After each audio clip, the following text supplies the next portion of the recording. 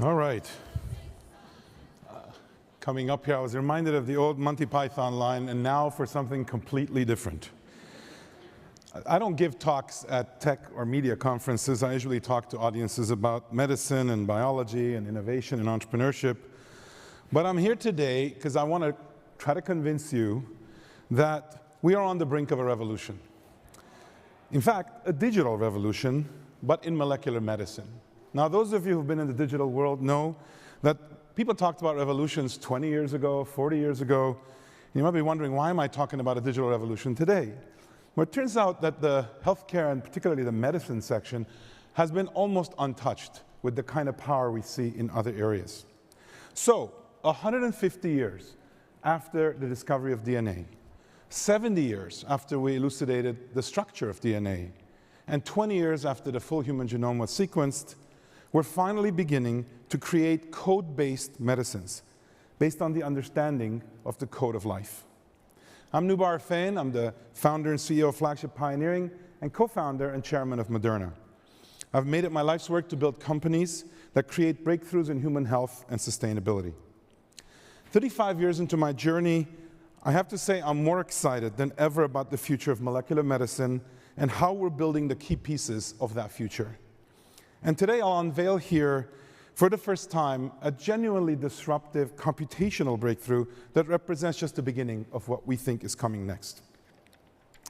Now, throughout history, technological revolutions have happened in complex fields when they transition from expensive guesswork and trial and error to systematic engineering based on a few core principles.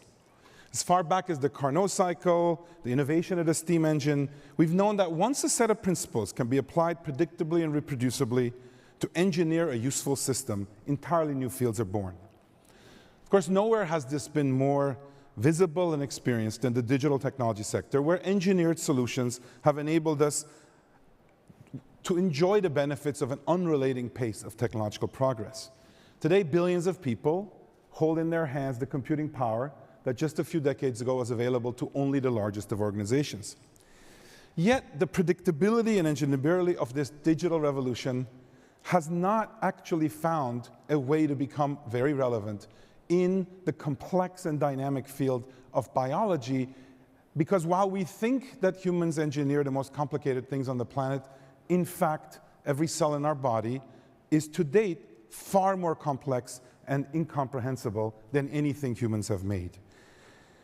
A century of progress, though, has begun to give us some glimpses of what all this complexity may be about, and that's what gives us the optimism to look forward. Now, we have a starting point, and the starting point, it turns out, is the sequence of DNA. When we discovered actually the basis for the code that defines what it is to be a human cell, we realized that there may be a path to bring in all this powerful technology. It's taken us 20 years to get here.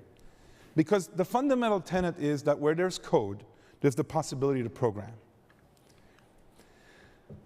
Programming in the biology world can be done at the level of DNA or at the level of RNA. Our company chose to work on mRNA because we consider it the biological software of life. Our DNA codes for it, and the mRNA instructs cells which building blocks to actually string together to make the functioning parts. This linear string of amino acids twists and folds into complex 3D structures, creating a protein with precise functions. So if you zoom in at the nanometer scale, what you'll find inside your cells are roughly 20,000 distinct proteins that do everything that constitutes your living cell.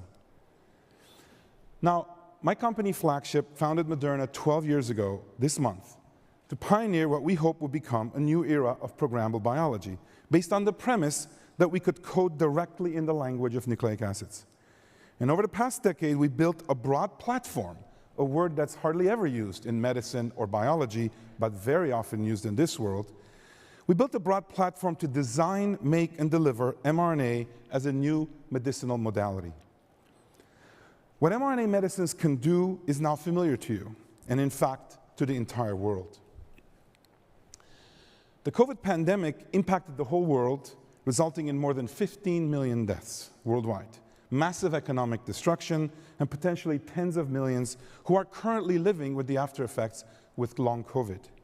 This was and still is a major battle between a code-based pathogen that is preying on our social nature, the very social nature we're hearing about today, to transmit itself fighting against a distributed individual immune system in each and every one of us, trying to protect us even as the enemy mutates relentlessly to escape detection. That's the battle that produced the pandemic that we're experiencing. Less than 2 years ago today, we had no idea if we could have an effective way to prevent or treat this plague. We relied on shutdowns, isolation, masks, and an overwhelmed medical system to try to manage widespread infections. In January 2020, just 2 days after we had the genetic sequence for the novel coronavirus, working with colleagues at the NIH, our team at Moderna completed the design of the mRNA vaccine. 42 days later, we delivered the first doses to the NIH for testing in humans. Pictured here is the first human volunteer to receive the very first COVID vaccine. And just 9 months after that date, the FDA approved it for emergency use. We had already designed and successfully tested 9 previous mRNA vaccines in humans. So the speed and certainty were a result of getting better and better with this coding platform. As we stand here today, more than 1 billion doses of Moderna's mRNA vaccines have been delivered worldwide. It is estimated that over 1.5 million lives were saved in 2021 alone as a result of this vaccine. And thank you. Thank you. And just this past weekend, because the fight's still going on, both Moderna and our colleagues at Pfizer-BioNTech began rolling out updated bivalent boosters that are reprogrammed to address the new Omicron variants. The key takeaway for you should be that from a technology standpoint, we can now envision the result we want to achieve and program a solution to get there. Completely ordinary thought process for you, extremely extraordinary in the field of medicine and biology. With just the genetic sequence of the virus, that one piece of code, the biological software, that's mRNA, instructs our cells to make the right protein to prime the immune system within us. This new model of drug development turns biological problems into digital problems and allows us to rationally engineer optimal solutions just like you do every day in the tech sector. So what's next? New therapeutic platforms based on the idea of code-based medicines that go well beyond just making a single protein with mRNA are already under development. We're seeing new approaches to gene writing, what's called epigenetic control of gene expression, individual cells changing the pattern by which they express genes, and error correction right as translation happens. These are all things you're going to be hearing about over the coming years. We foresee a future where these program-based, code-based technologies will make developing drugs not a game of chance, where you have to take lots of shots on goal in order to have something go in, but in fact to begin to think of a desired outcome and a pretty high probability of achieving it. If this trend continues, what will happen is an industry that accepts at the early stages of development 5% probability of success to begin to transition to an industry that begins to expect much higher chance of success in the beginning and near certainty towards the end. That's what we need to work towards, and that's what we think the marriage of digital and biology can give the modern world of healthcare. Now, what I've talked to you about so far is how the programming of mRNA can code for a specific protein, and that's at the level of a sequence. But what if we could go beyond sequence? What if we could actually program for a protein function? Now, you might be wondering, why am I talking about proteins? In short, they're the most dynamic machines the world has ever seen. They're the smallest. They're engines, motors, sensors within our bodies that contract our muscles, power our immune system, digest our food, and on and on and on. Because of their central role, most all drugs that we take today actually target proteins, or in fact are themselves proteins, antibodies. The industry for medicines that are based on proteins or biologics is roughly $350 billion a year of revenues. It's projected to reach $700 billion in 2030. So we asked ourselves, what if we weren't just restricted to known proteins and known targets, but actually could generate our own using computation? Cracking the protein code, finding how to get DNA sequence to encode new protein functions has remained a long-term goal in molecular biology. We haven't made that much progress in it.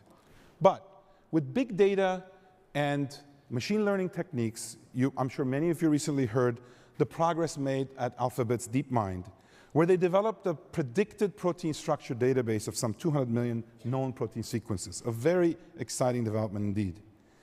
Now, they allowed us to create predicted models of structure. But what if instead of just building the library of what exists, we were writing whole new books? That's what actually I'd like to talk to you about. Scientists hypothesized that if we could learn the rules of how protein function is encoded into DNA, we could generate entirely new proteins that have never existed before, that do precisely what we need them to do, where we need them to do it, to solve diseases.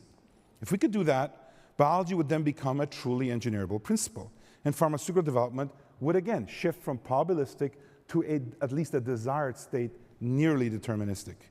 In other words, for the first time, we would go from discovering drugs to computer generating them.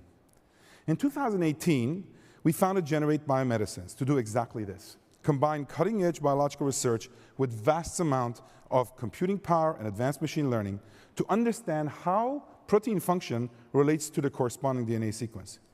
Using this platform, we're creating protein structures that have never existed before, ab initio, that is, from scratch.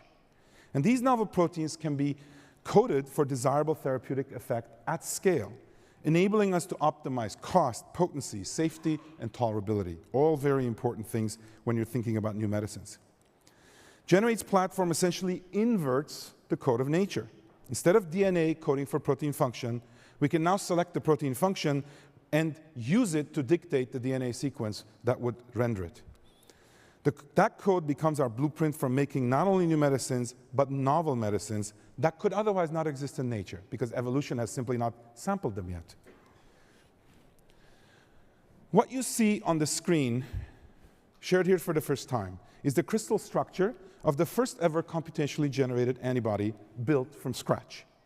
From only the computed DNA sequence, this protein forms the intended three-dimensional structure that you see here in a binding region that then makes it have the desired function. In this case, the desired function is binding of a molecule called PD-1. PD-1 is a cell surface receptor that naturally dampens excessive immune response and therefore is very important potentially in treating autoimmune disease. This antibody hasn't existed before in nature and was designed computationally with no other information than what the function is we wanted it to do. Our underlying platform continues to improve and learn, and each protein generates more learnings and more scale every time. And this is just the beginning. I've shown you an autoimmune case. We're working on cancer. We're working on Alzheimer's, diabetes, HIV. And in fact, interestingly, it's already being applied to go after this problematic spike protein that we hear about, which keeps mutating, because it turns out there's places on the spike protein that are immune to mutation. They hide, essentially, and the computer couldn't care less where it is. It actually can go generate an antibody against it. Our bodies struggle to find those regions, whereas we've been able to show that you could do this computationally. We think just the idea of generative biology, computational generative biology, will democratize biologic medicines, just like Moore's law enabled democratization of computers. So I've shown you how information technology is increasingly powering biotechnology, and we think we're only just scratching the surface. Could a computer help found the next biotech company? Imagine if it could learn biology in a different way than humans learn it.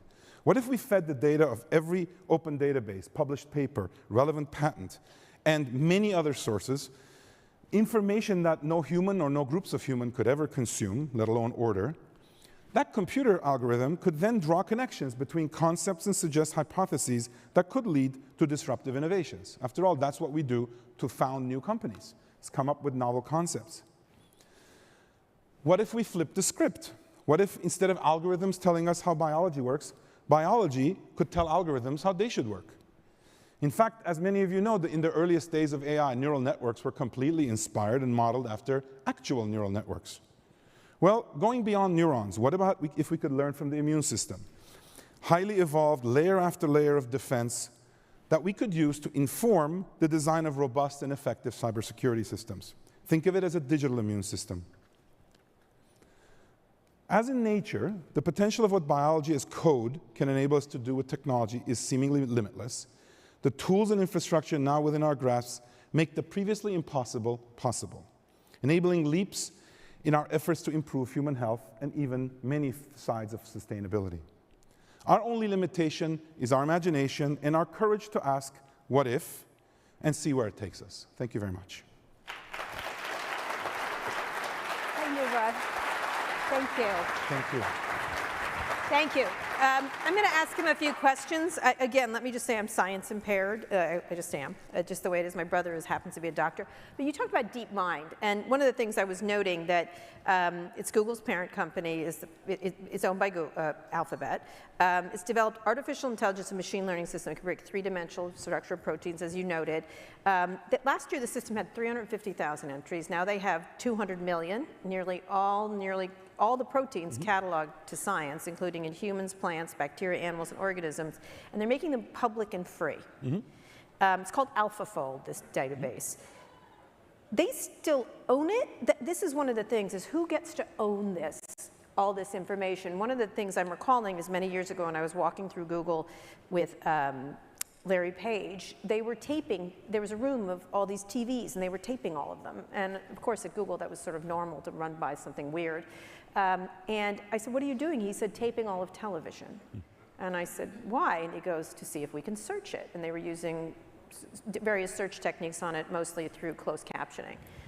And I said, did you get permission to do that? And he goes, why do I need that? And I said, because you don't own the content. And then once you do it, no one will do it. We had that conversation over the many years over books. They were taking all the books and everything. So here they have this database called AlphaFold, which is someone is calling the equivalent of the James Webb Space Telescope for biology, astounding views of these worlds. Who should own this? Or who does own this? So I mean, the analogy is apt, but it breaks down a little bit in that the actual three-dimensional structure of a protein, which is a difficult physics problem and one that lots of computational algorithms have allowed them to actually solve, basically is a stepping stone to doing something useful with it.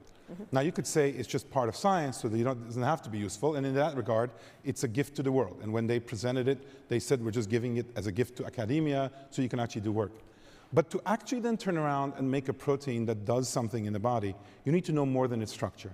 You need to be able to take the desired function and reverse engineer it back into the sequence. And that, turns out, a lot of interesting technologies now are being developed to do. So when you say who owns it, I think that the information on the 3D structure, they've put out in the open.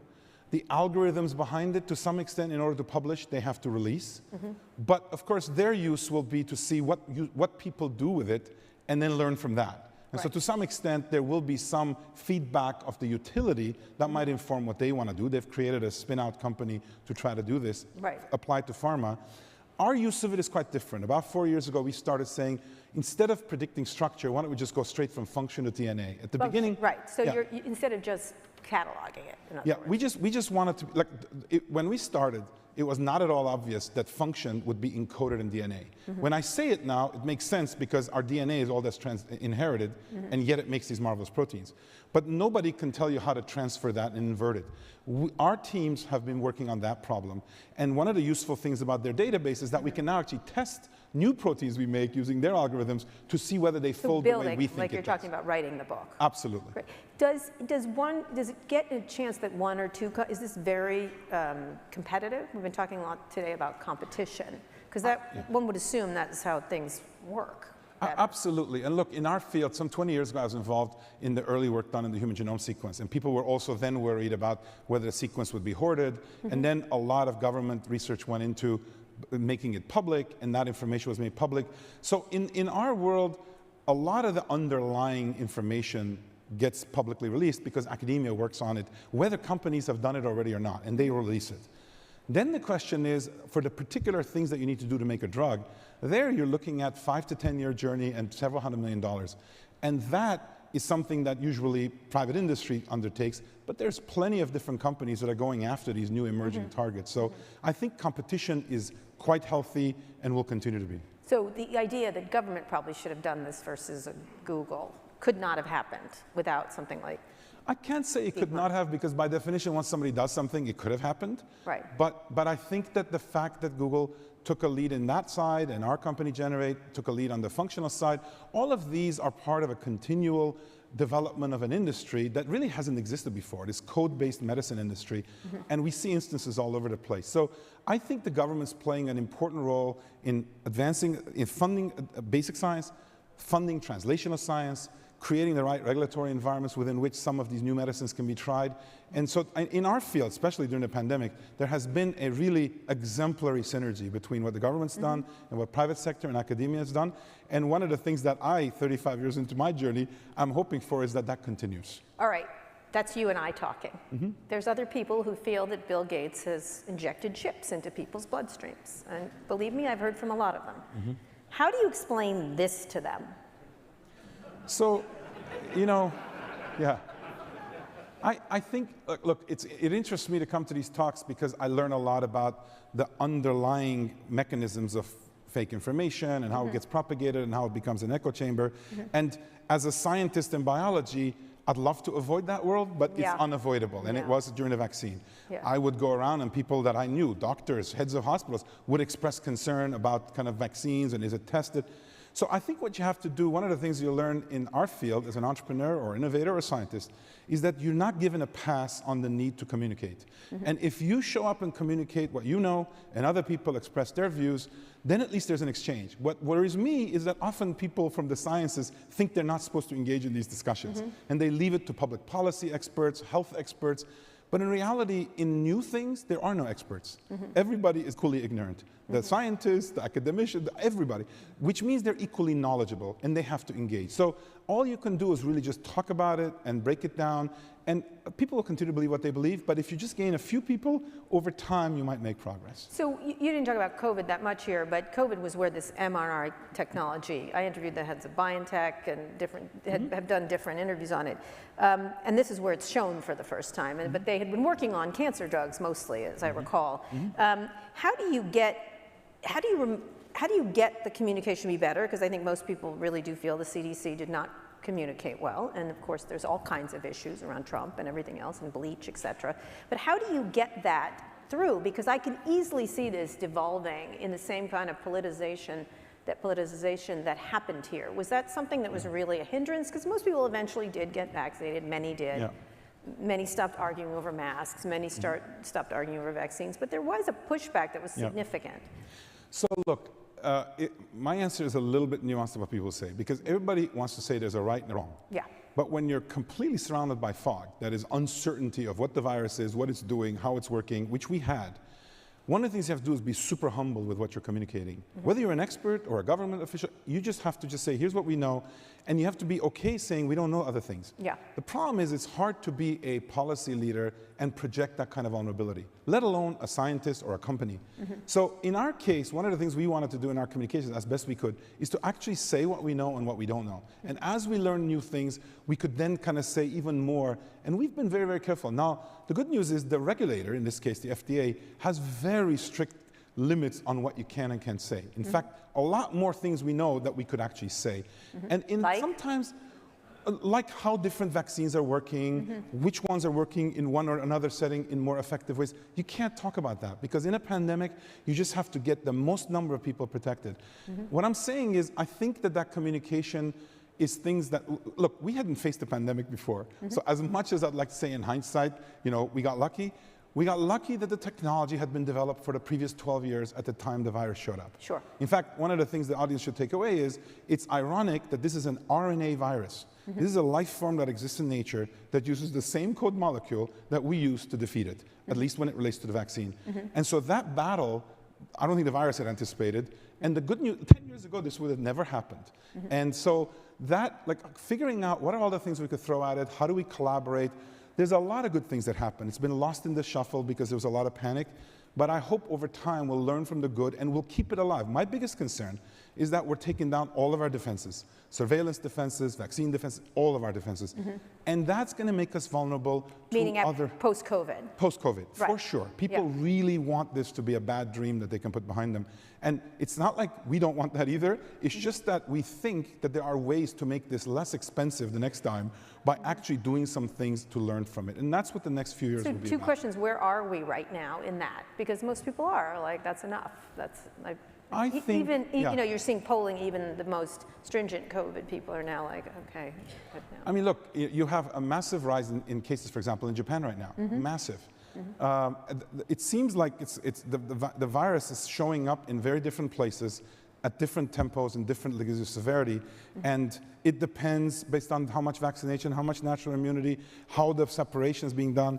So I would say that we should prepare for the worst and be really happy for the best. Yeah. We're doing the opposite, which is that we're preparing for the best, and then we're hoping that the worst doesn't come. And so I think given the variants that we're seeing, we believe with this new bivalent vaccines that we will have adequate protection for a while. No one, no scientist, no mathematician can tell us what if there will be other serious variants. Last Thanksgiving Day, we were sitting before dinner when we first saw the sequence of this Omicron. It had mutated in 35 different places.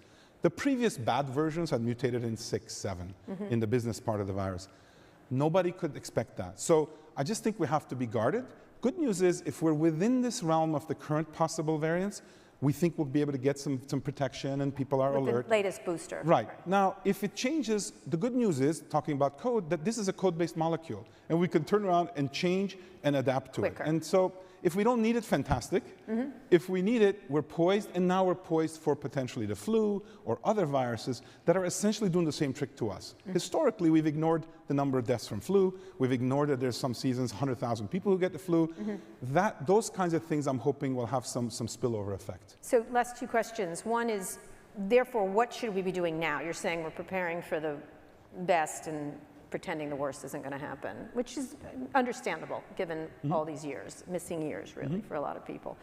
What should be done, if you could pick 2 or 3 things the government should do, the pharmaceutical companies and regular citizens should be doing? I'd say several things. One is they have to stay alert, particularly through their healthcare providers and other sources that they can be trusted in terms of the medical information they're getting about the level of threat where they are. The most serious kind of call to action, just like the alert we just received, is when you actually have an increased severity of threat. That is being monitored. That should be paid attention to.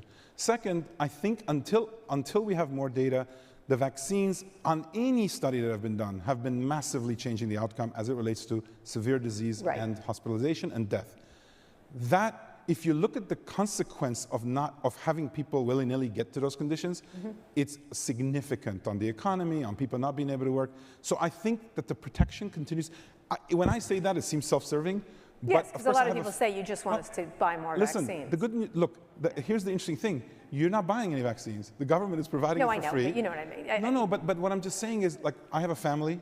I've lost a father-in-law to COVID. The first month of the vaccine. You think I'm going to say something that's going to cause me to think, well, do this, except this is what's good for you?